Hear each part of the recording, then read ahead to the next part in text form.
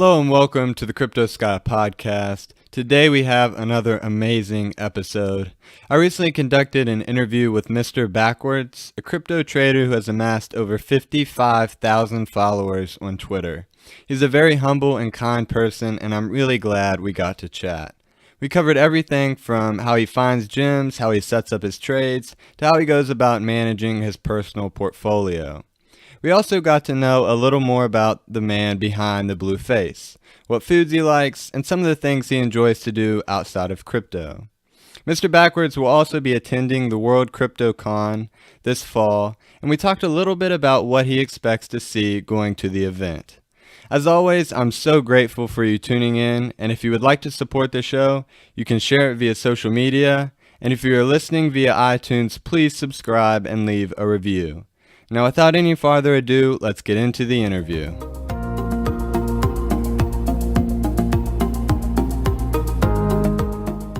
Hello, Mr. Backwards. I just want to say thank you so much for joining the podcast. I'm really glad to have you on. It's a big honor. Thank you for having me. It's my second podcast I was invited to, so I'm actually quite as excited as you are. Thank you. All right, man. So kind of touch on how you got into crypto and then a little bit about your background. Of course. How I got into crypto.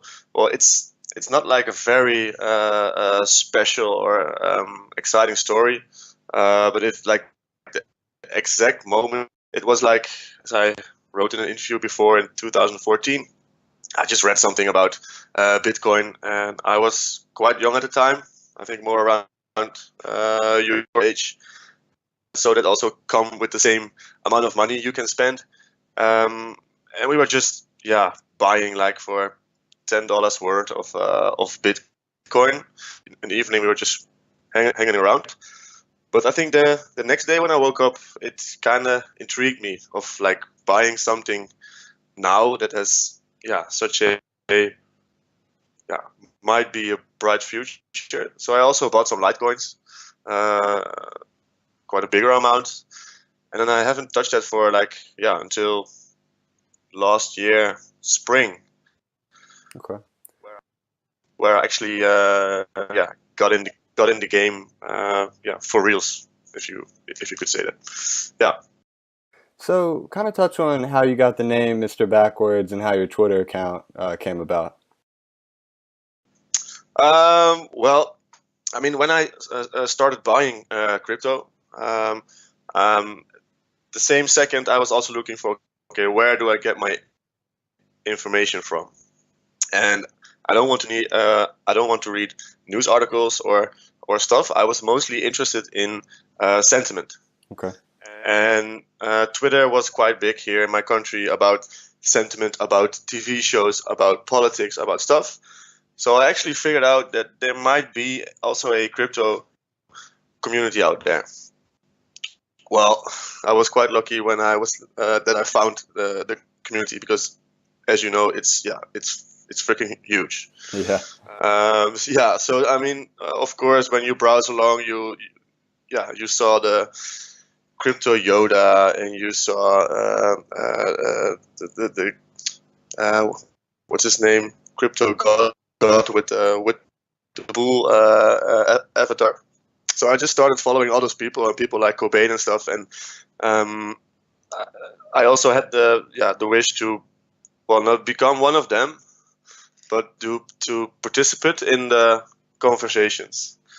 And I really thought that if you wanted to participate in conversations, you had to create a following.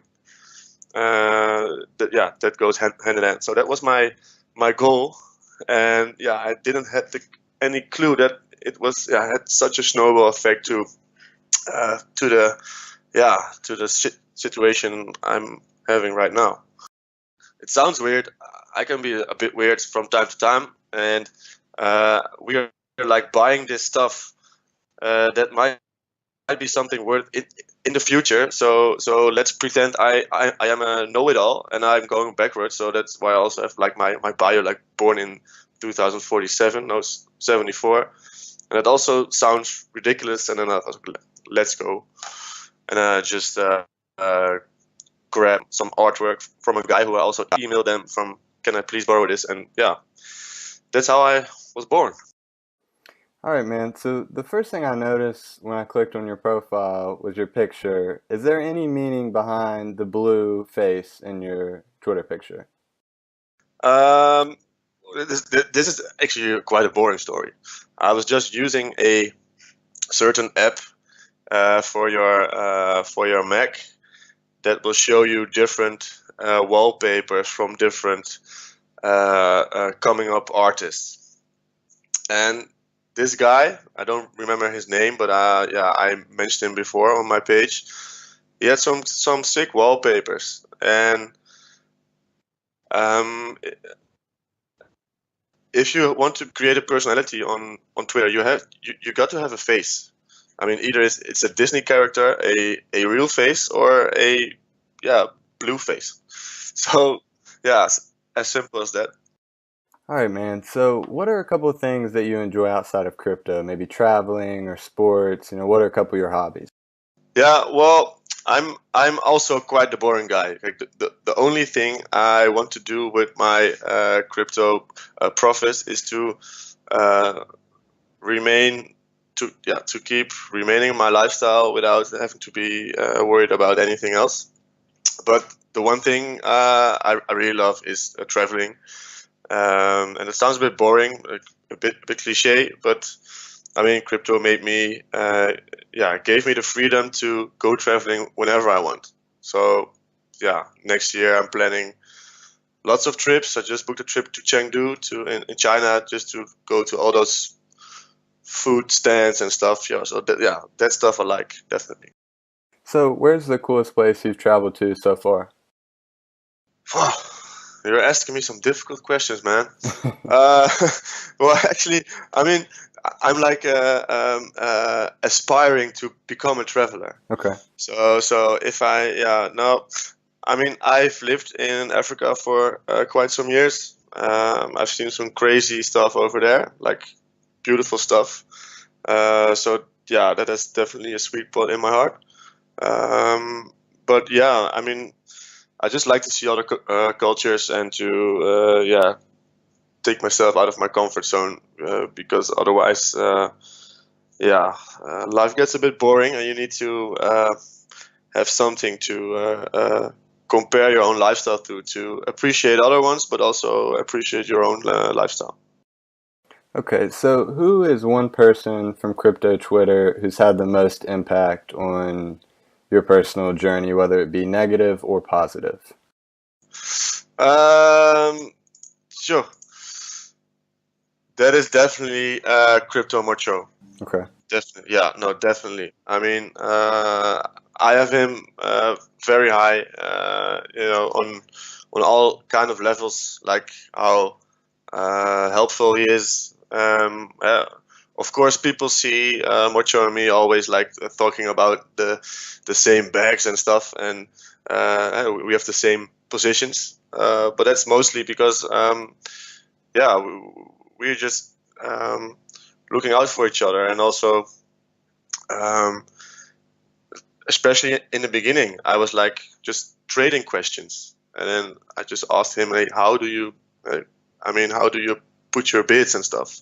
And he's just a really helpful guy, and so that at the present time is definitely me, my main man.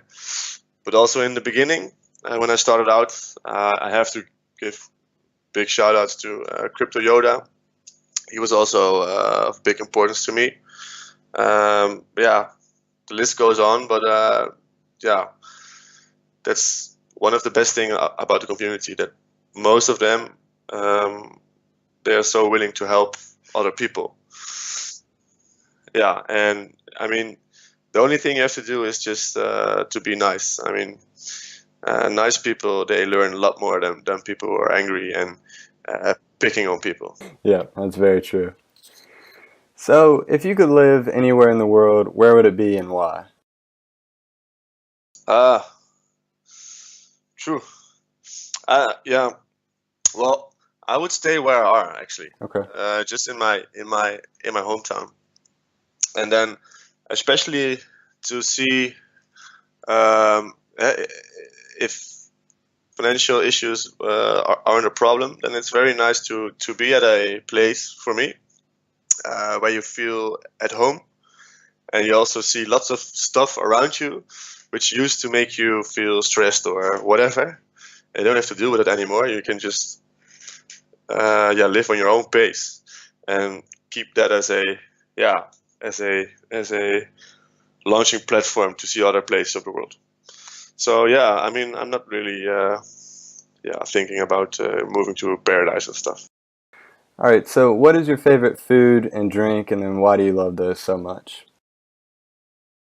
Favorite food, definitely Asian food. Okay. I mean, everything with some spiciness and, I don't know, rice noodles and whatever.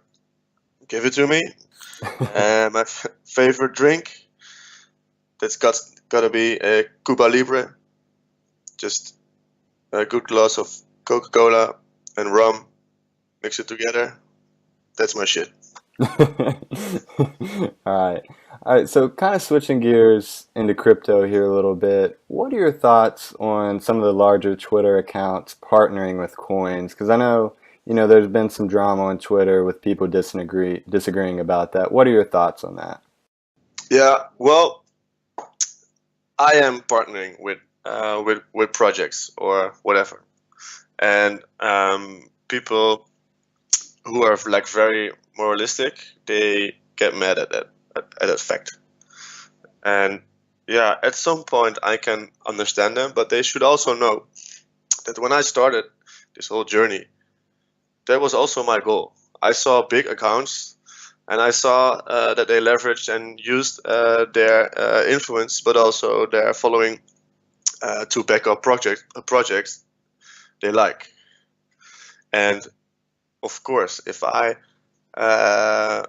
show up on a project, and I'm an advisor, that's quite logical that an advisor gets paid for it. I mean, you can also find all those payment tables in their white papers, like 1% is reserved for advisory board and stuff.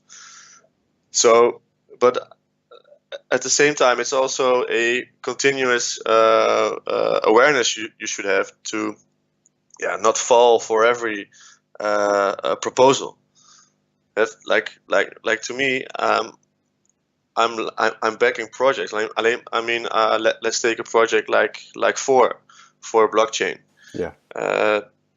I spoke with those guys for like hours on the phone, and I mean, when I spoke to those guys, I just felt like, okay, these guys, they have the same drive and the willingness to make this succeed. And I looked myself in the mirror, and I want to connect my name to these people. So yeah, to everyone who says, okay, you're a sellout, or you are this or that, I can understand the sentiment, but at the same time, yeah, I can totally live with it. But yeah, it's a thin line between selling out and backing up a project and get paid for it. Yeah, definitely.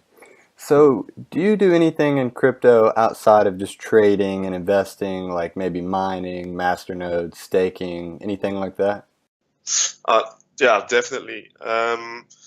It was, I think, early, or like maybe around the summer of 2017. I really got in big in the proof of stake coins. Okay. Actually, my first proof of stake coin was Goku. Okay. I'm not sure if you're familiar with Dragon Ball Z. Yeah. Well, you know Goku. Yeah. And Goku had his own coin. It's a great guy, and you could only buy it at the time at Nova Exchange. It was like one of the most horrible exchanges you could find.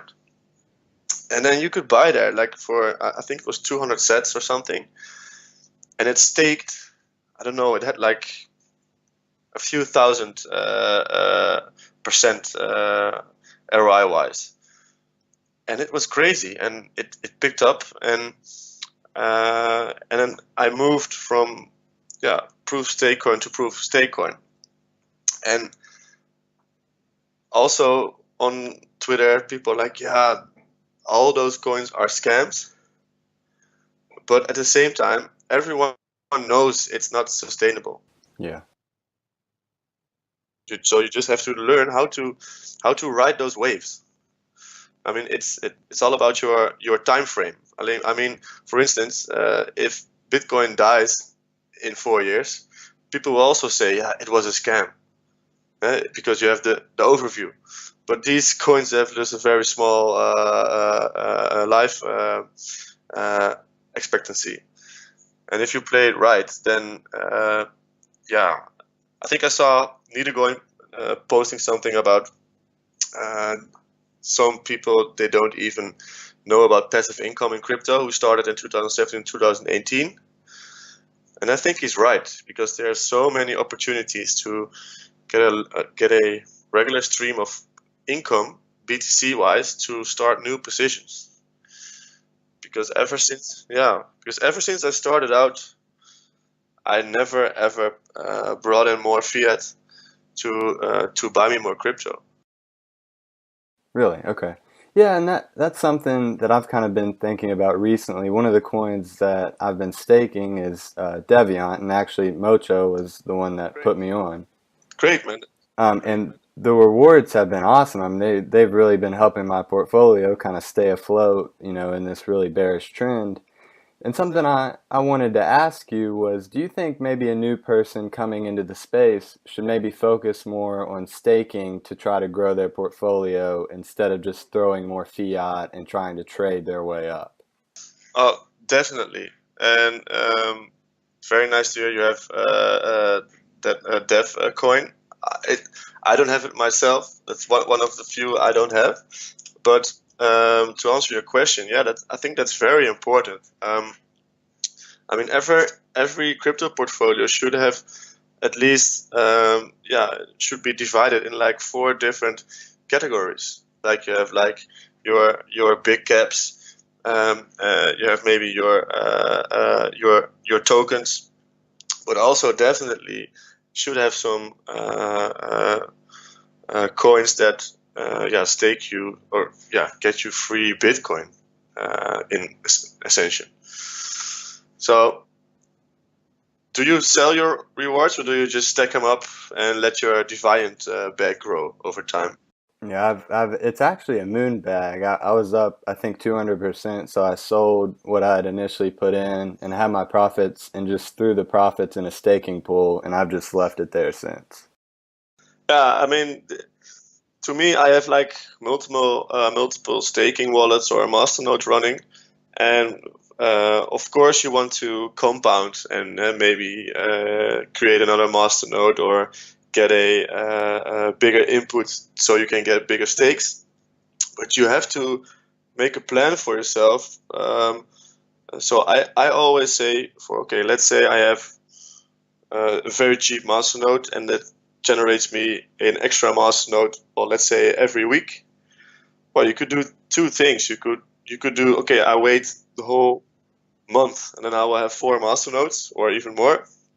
Or I will wait 2 weeks and I have 2 masternodes and I will sell every reward that those 2 masternodes generate to acquire more Bitcoin and to start new positions.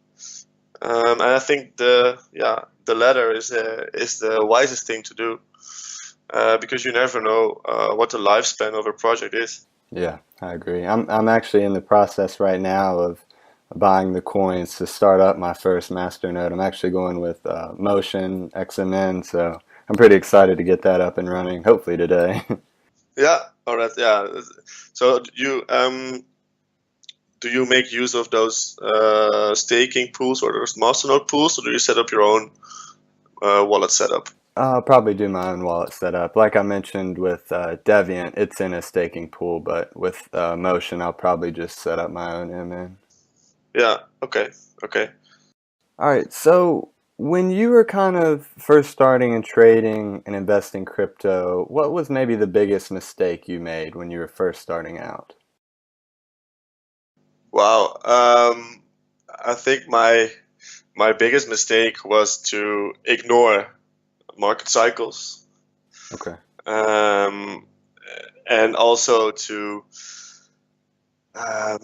yeah, if a bag did like more than 10x or more than even 50x, then like only taking out the initial investment, that isn't enough.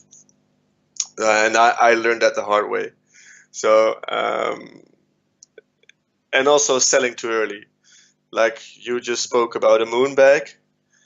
Well, when I started, I didn't even know what a moon bag was. I only had bags, or I didn't have a bag. So, for instance, I just, with some thought, I just sold 100% of my bag. And I think for most guys from my generation, that goes for, let's say, Verge.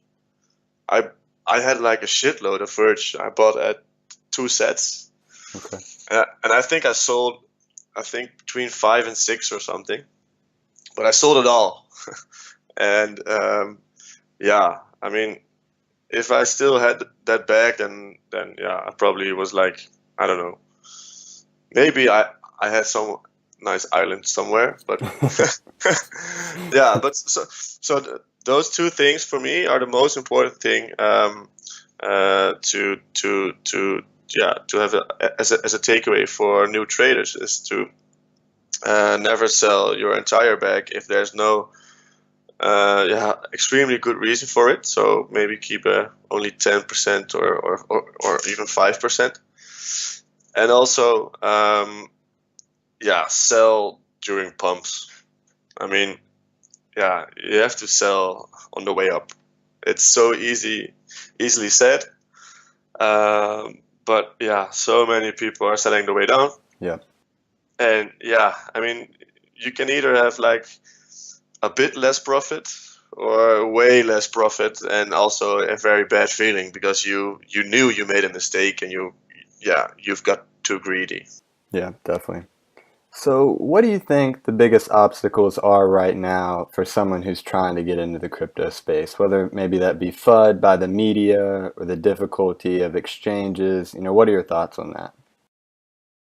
Well, it's a good question because I mean, all of us guys and girls, we are really tech savvy Yeah. about how to use exchanges, wallets, and whatsoever. But for most people who are outside of crypto, and even, of course, outside of crypto Twitter, they only see the mainstream articles, Yeah. and the news outlets. So they only read bad stuff.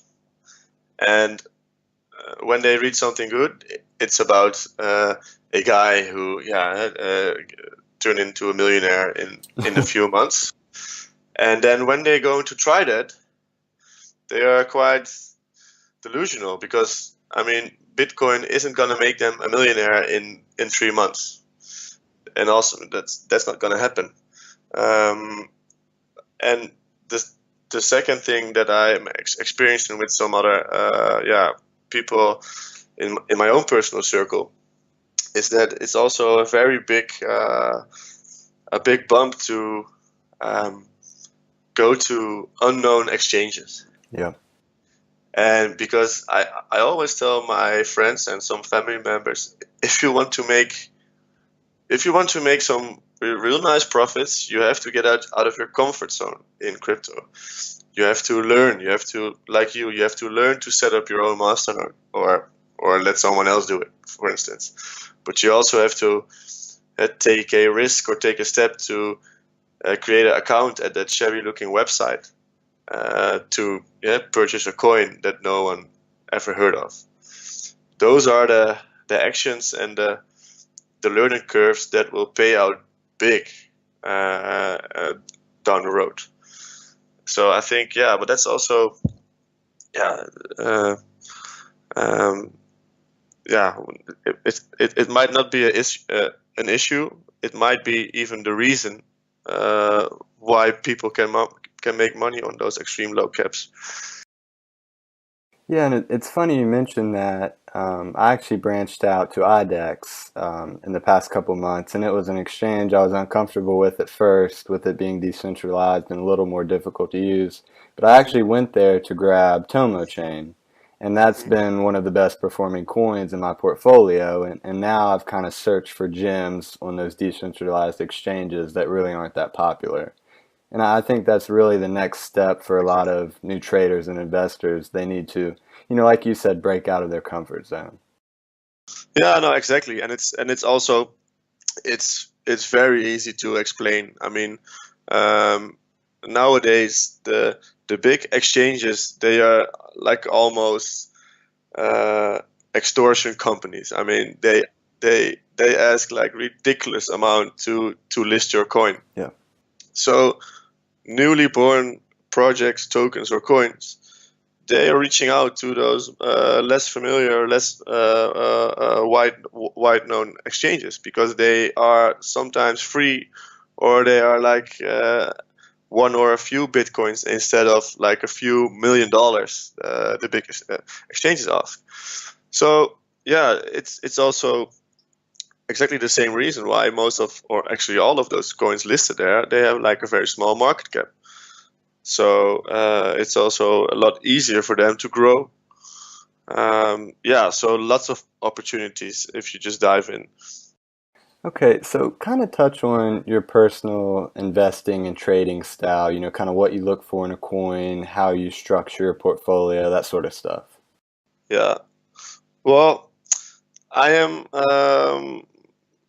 always doing my own research, but almost every time after someone else did it for me. So how to explain what I just said? I mean, I'm not someone who is browsing through all those Bitcoin talk forums like day in, day out. Yeah. But I'm really interested in sentiment. So if I pick up some sentiment about a certain branch in crypto, then I'm just thinking, okay, what coin or what ticker busts my screen not very often, and then just go asking and just use my network, and then just pick the cherries. And picking the cherries is, in this bear market, it's way more important than it used to be, because I mean, back in December or last summer, it was, you don't have to pick a cherry, you can pick a rotten cherry and it will flourish as well. So I don't have really a particular style of picking out trades, but when I am positioned in a trade, I always have a plan ready for, okay, when am I getting some money out? To me, that's very important to know what your cashing out strategy is before you enter the trade. Okay. And so what was your learning process with trading and crypto like? Who were a couple of people that helped you, and then what were a couple of the big moments you had when you kind of had a light bulb go off, per se? Sorry, so you mean what kind of strategies you took from other people, or? Yeah, just anything that you've maybe learned, in your couple years of trading and being in crypto. Yeah, well, the one thing I know for sure, that it's a extremely fast-paced, fucking weird environment, and that's also making it so addictive to keep up with all the information and the Twitter fights and all the stuff that comes around with it. And to me, all those little entries of different information and gossip, to me, that's what the market is, and that reflects in the prices, and not the other way around. And so I think it was last summer, the tweets that really got into me. Those were the tweets of Crypto Medici. Okay. and he was like always talking about tribes, about tribalism, how like in essence, how people get so attached to their own project or their own beliefs that they refuse to open up to other opportunities that can actually make them money.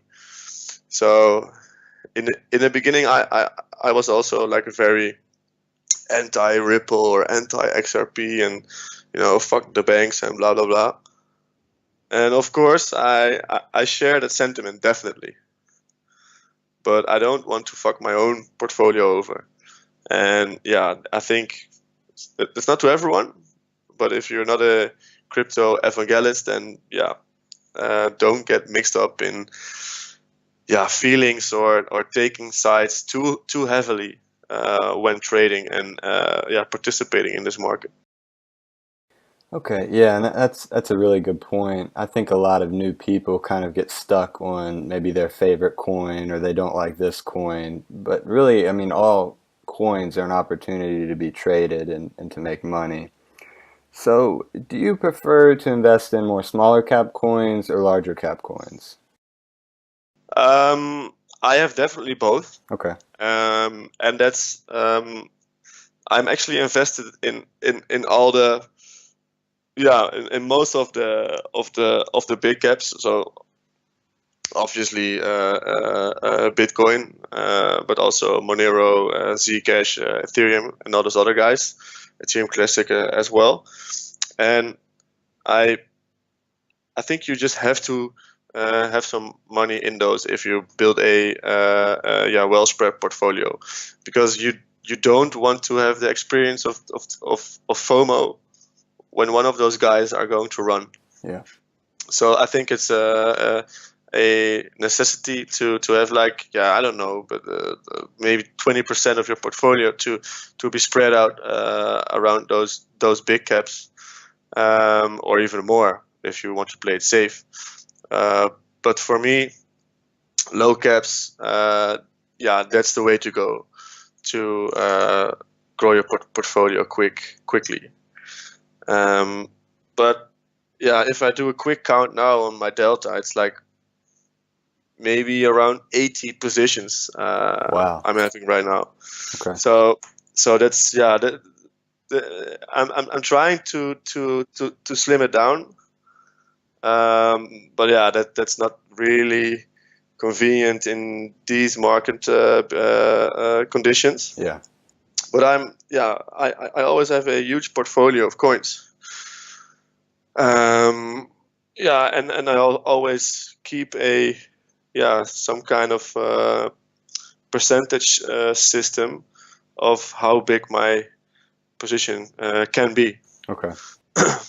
So I mean, sometimes I get DMs of people who have like, I've got like 1 Bitcoin or like half a Bitcoin, 2 Ethereum, and then I got also for $30,000 of Verge. What should I do? So, well, you should. Well, it's obviously, but that's a very big liability. But diversify through big caps and low caps, but low caps are definitely my favorite. Okay. So when you're looking at a low cap or looking for a gem, what specifically do you look for? Maybe that be fundamentals or maybe a TA setup or sentiment. What are you specifically looking for? Yeah, well, those have like 2 categories. There are these low caps that are just came out, so with almost no history on the chart. So they are like very hard to even try some TA on it. So those coins, you need to have a better look on their FA. On do they have maybe have some nice announcements coming up, or are they in like some sector, like for instance the privacy sector, where they could have some nice traction. And then I always compare the current price to the maximum supply and the supply that is out now. So yeah, especially maximum supply compared to the current supply and the price attached. That's important for new coins. But for the old coins, like the older low caps, I'm just looking out for died out charts, just almost like flatlined. Yeah. With like no downside left almost. And that's, you shouldn't take that too lightly, because I say now there without any downside left, but the other side of the medal is the downside is that the coin is dead and will never. So that those are the more riskier bets, so to say. So those positions I always enter with not even more than half a percent of my total portfolio. And those are like real moon banks. Yeah, so are you a fan of ICOs? Are you personally investing in any ICOs, maybe upcoming, or do you stay away from them? Oh no, definitely. I am. I mean, like throughout the whole year, I'm invested in lots of ICOs. Okay. And actually, the same risk that is involved with low caps is also with ICOs. That with most of them, you have the huge risk of getting less money for your token than you have invested in. But on the other side, I also made some really nice investments in Dragon Chain, for instance, and that turned out amazing. But then last week or this week, also the terrible news around Taylor ICO, who got hacked.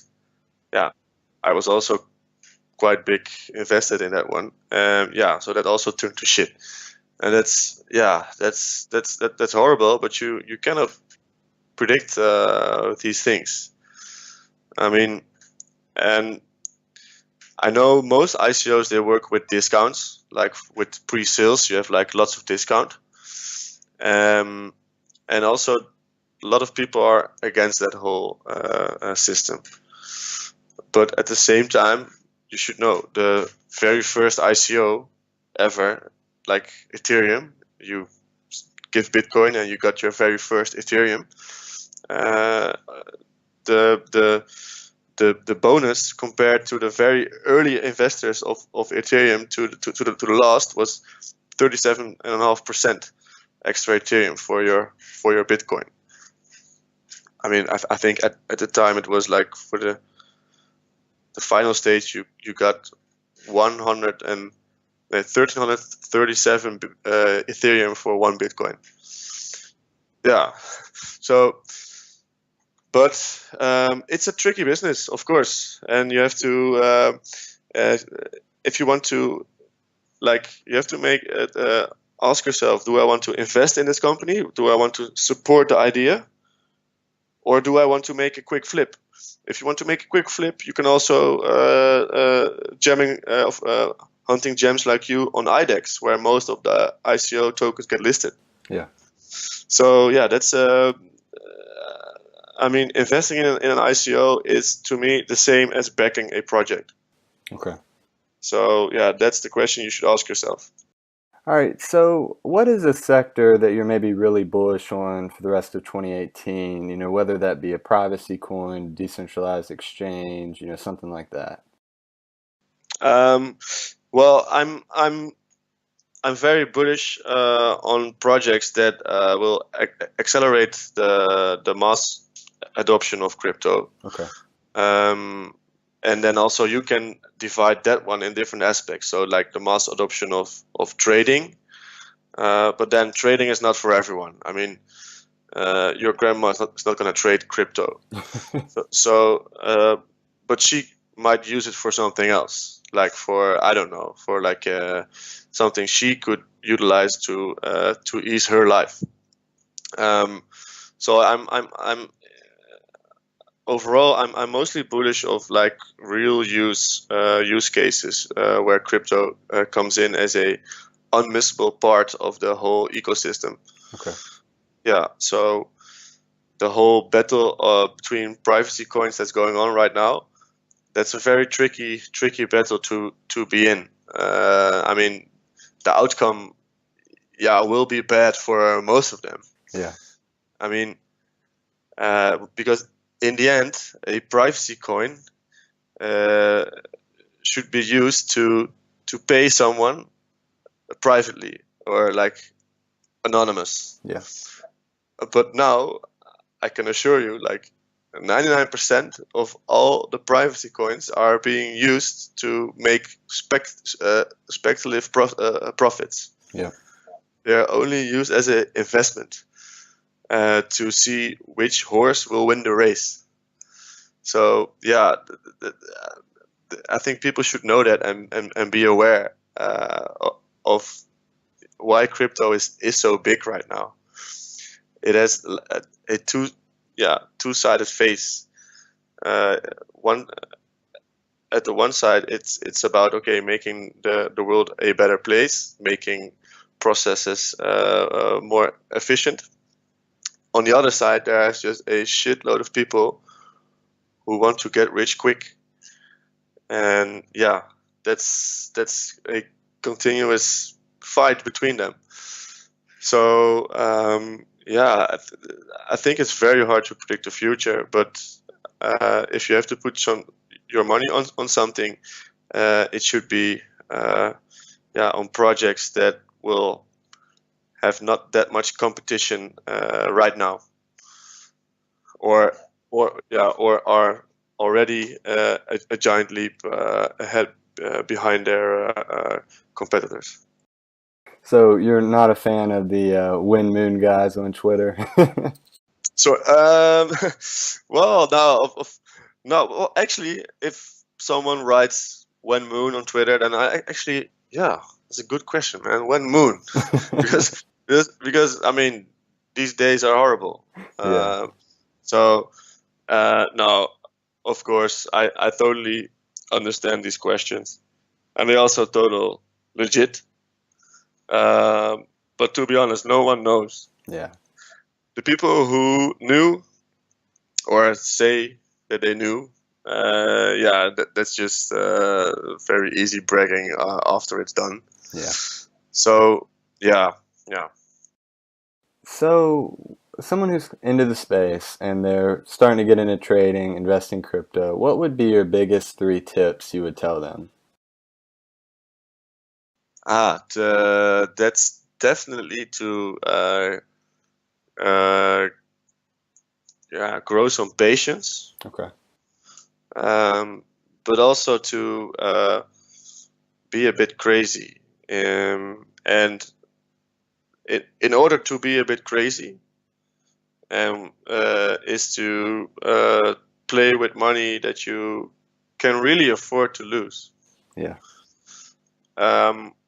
Like for myself, I started out with, I don't know, something like $22,000 or maybe a little bit more.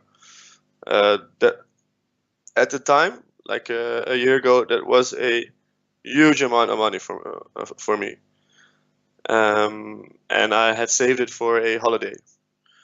So yeah, for a big holiday. So I thought myself, okay, fuck the holiday, and I'm gonna try this. And that turned out, that turned out really good. But it also gave me the opportunity to do some risky trades or stay in a position a little bit longer, almost against my own rules sometimes. So that's the biggest thing I give people with. Don't go in too big because you don't need to. Okay.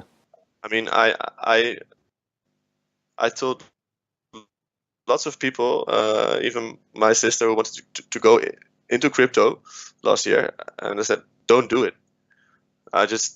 I'm forbidding you to enter this crazy market, because people will fuck you up if you don't spend the time on researching, get to know trading tactics or whatever. You will get fucked. You will get lucky 2 times, but you will get fucked 3 times. So after I said that to her in maybe a little friendly, more friendly sentencing, I gave her a ledger with crypto for Christmas. So now she's also in crypto, but I don't want to fed her up with all these creepy guys who want to steal your money on the internet. It's a dark place, and you have to be smart like you to navigate through through that jungle. Yeah, so do you believe someone new should try to learn TA and focus more on trading, or maybe try to learn more fundamental side of things and try to invest? Um, that's a very good question, because I never did TA myself. Okay. But what I did do was to learn the basics, the 101 of doing TA. And why should you do that? Because then you can also filter out, if you see some TA on Twitter or whatever, if it makes a bit sense. Because sometimes I see TA and it's just okay, that this is just some lines and it doesn't make any sense. You're just supporting your own hope. But if you know a little bit how TA works, then you can also recognize some good charting or chartist. Yeah. And for me, that's very important, because I mostly base my decisions on what other people think. And in order to do that successfully is to recognize good work of people. And I think that also takes time to get to know people's styles and stuff. But to answer your question, I really think it's a very good idea to know how TA works for yourself. Okay. And to cover all aspects of trading. So also fundamental analysis, but also how do masternodes work, and coin economics. So I mean, read a white paper, for instance. Maybe start with the Bitcoin white paper, for instance, and just try to understand what it is that makes it so valuable. Yeah, definitely. So kind of touch on your mindset in a bullish market versus a bearish market. How do you act differently, and how do you think differently in the two different types of markets?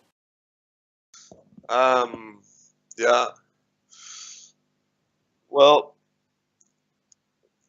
the fact that I have to think so long about this question might be because I don't really act like that different. Okay. I think I'm even a worse trader in a bull market, because then you just make some decisions much easier. Yeah. Because you think, okay, if this one fails, then another one will make it up for me.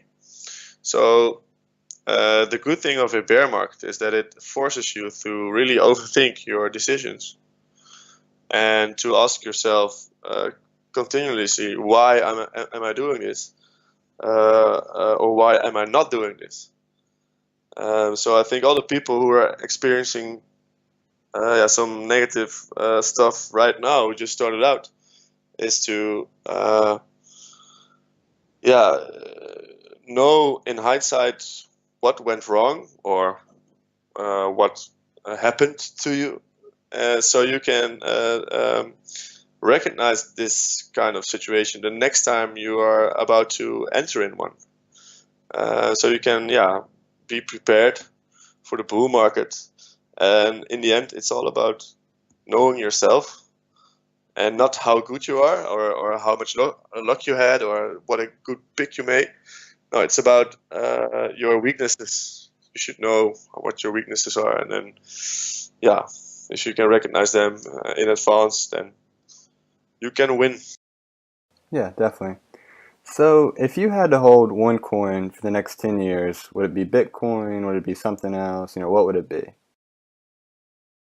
Um, well, I'm actually building right now on the Mr. Backwards coin, Okay.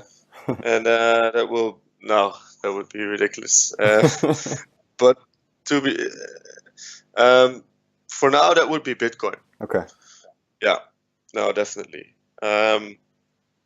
But this place is so freaking volatile that if you ask me this question tomorrow, it could be totally different. Yeah. But I base my strategy on what would be the best coin to have tomorrow. Because I also do some regular cash outs. I think that's very important. How big or how small your portfolio is, um, you need to get out some profits every now and then. Yeah. To enjoy.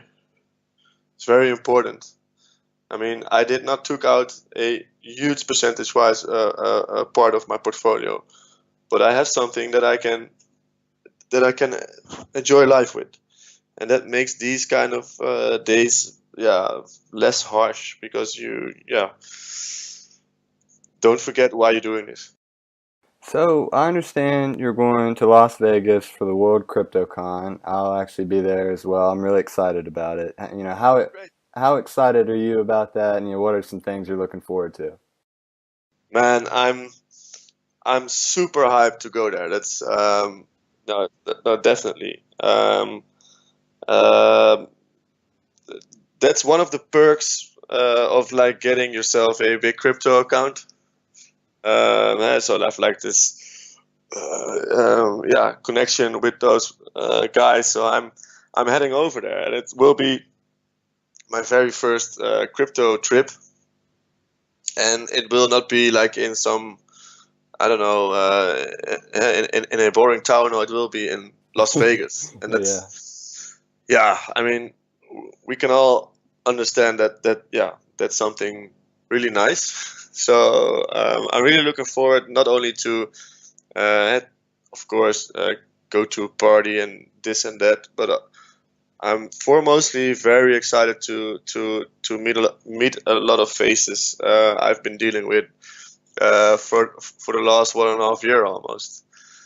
To me that's really something, a milestone in your crypto thing, to meet up with those people. Yeah, definitely. Because I mean, I'm not sure where this is headed, but I mean, maybe this is my future. And if you meet people face to face, that definitely strongs your whole position and view on the whole market. So I think that that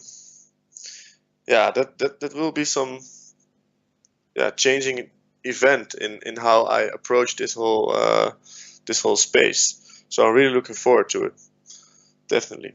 Yeah, so you mentioned your future. Where do you personally want to be in maybe 5 to 10 years? Do you still want to be in crypto? Do you maybe want to be retired? What are your thoughts on that?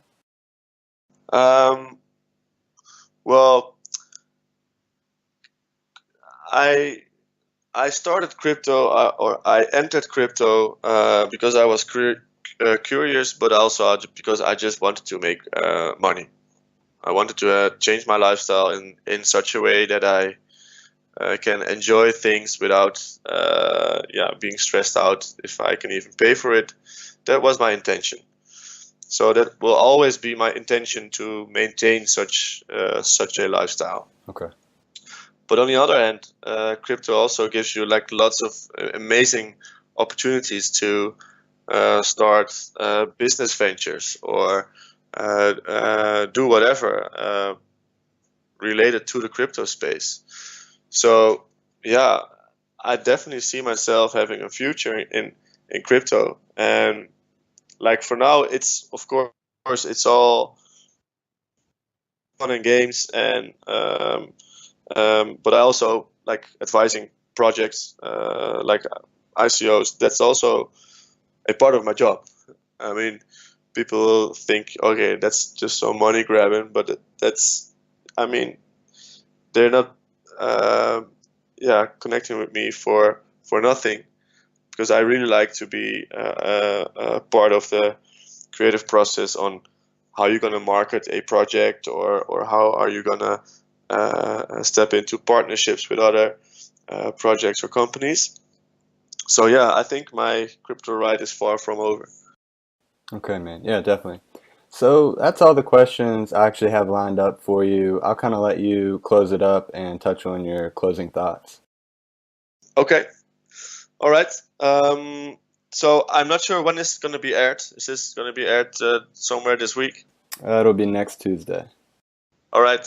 So, well, this episode is recorded on Thursday. We just had a relentless day of blood and people dying in the charts. I really hope you are still here.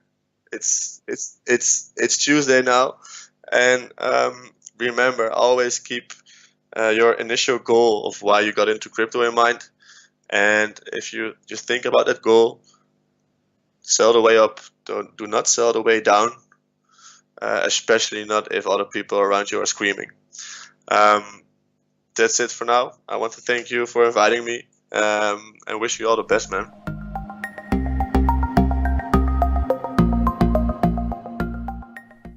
That's all for the interview. I would like to thank Mr. Backwards once again for coming on the podcast and being such an awesome guest. I really hope you enjoyed this episode and took something away from it. As always, thank you so much for your support, and I'll catch you next week.